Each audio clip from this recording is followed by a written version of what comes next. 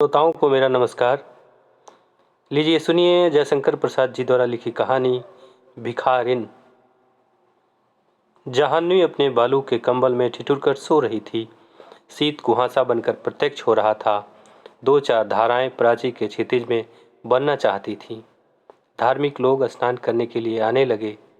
निर्मल की माँ स्नान कर रही थी और वह पंडे के पास बैठा हुआ बड़े कुतूहल से धर्म भीरू लोगों की स्नान क्रिया देखकर मुस्करा रहा था। उसकी माँ स्नान करके ऊपर आई। अपनी चादर ओढ़ते हुए स्नेह से उसने निर्मल से पूछा, तू स्नान न करेगा? निर्मल ने कहा, नहीं माँ, मैं तो धूप निकलने पर घर पर ही स्नान करूँगा। यह सब तो जब तक आप लोग हैं तभी तक है। निर्मल का मुंह लाल हो गया, फिर भी वह चुप रहा। उसकी माँ संकल्प लेकर कुछ दान करने लगी। सहसा जैसे उजाला हो गया।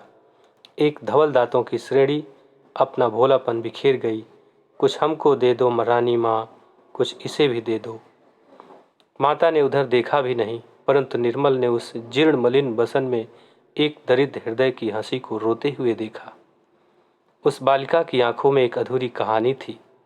रूखी लटों में सादी उलझन थी और बरौनियों के अग्रभाग में संकल्प के जल बिंदु लटक रहे थे। करुणा का दान जैसे होने ही वाला था।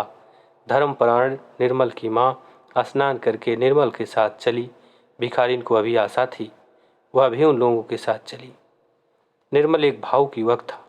उसने पूछा, तुम भीख क्यों मांगती हो? भिखारिन की पोटली के चावल फटे कपड़े के छिद्र से गिर रहे थे। उसने उन्हें संभालते हुए कहा, बाबूजी, पेट के लिए। निर्मल ने कहा, नौकरी क्यों नहीं करती माँ? इसे अपने यहाँ रख क्यों नहीं लेती हो? धनिया तो प्रायः आती ही नहीं। माता ने गंभीरता से कहा, रख लो। कौन जाती है, कैसी है, जाना न सुना, बस रख लो। निर्मल ने कहा, माँ, दरिद्रों की एक ही जाति होती है। माँ झल्ला उठी और भिखारिन लौट चली। निर्मल ने देखा जैसे उमड़ी मेघमाला बिन भर से लौट गई। उसका जी कचोट उठा, विवश था, माता के साथ चला गया। सुनेरी मैंने निर्धन के धन राम सुनेरी। भैरवी के सुर पवन में आंदोलन कर रहे थे। धूप गंगा के वक्ष पर उजली होकर नाच रही थी। भिखारिन पत्थर की सीढ़ियों पर सूर्य की ओर मुँह किए गुनगुना रही थी। निर्मल आज अपनी भाभी संग स्नान करने के लिए आया है। गोद में अपने 4 बरस के भतीजे को लिए वह भी सीढ़ियों से उतरा। भाभी ने पूछा, निर्मल, क्या तुम भी पुण्य संचय करोगे? क्यों भाभी, जब तुम इस छोटे से बच्चे को इस सर्दी में नहला देना धर्म समझती हो, तो मैं ही क्यों वंचित रह जाऊं? सहसा निर्मल चौंक उठा। उसने देखा बगल में वही भिखारिन बैठी गुनगुना रही है। निर्मल को देखते हुए उसने कहा, बाबूजी, तुम्हारा बच्चा फले फूले बहू का सुहाग बना रहे, आज तो मुझे कुछ मिले।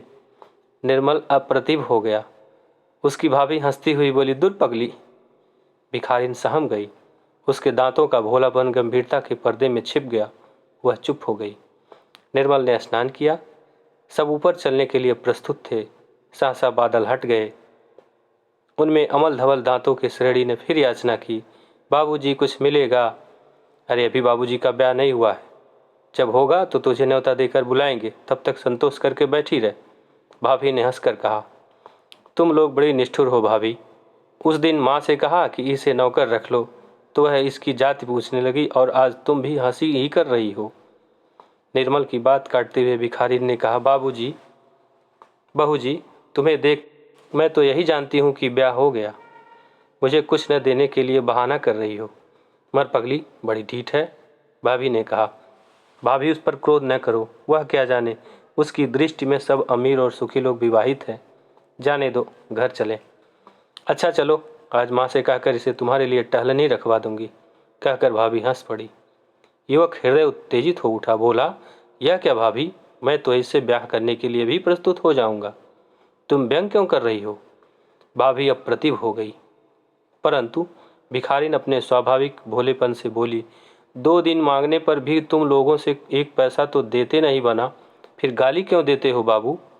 ब्याह निभाना तो बड़ी दूर की बात है। रामू भिखारिन की ओर पैसा फेंक कर बोला, लेती जाओ ओ भिखारिन। निर्मल और भाभी को रामू की इस दया पर कुछ प्रसन्नता हुई। पर वे प्रकट न कर सके, क्योंकि भिखारिन ऊपर की सीढ़ियों पर चढ़ती हुई गुनगुनाती चली जा रही थी, सुनेरी मैंने निर्धन के धन राम। बस इतनी सी थी ये कहानी।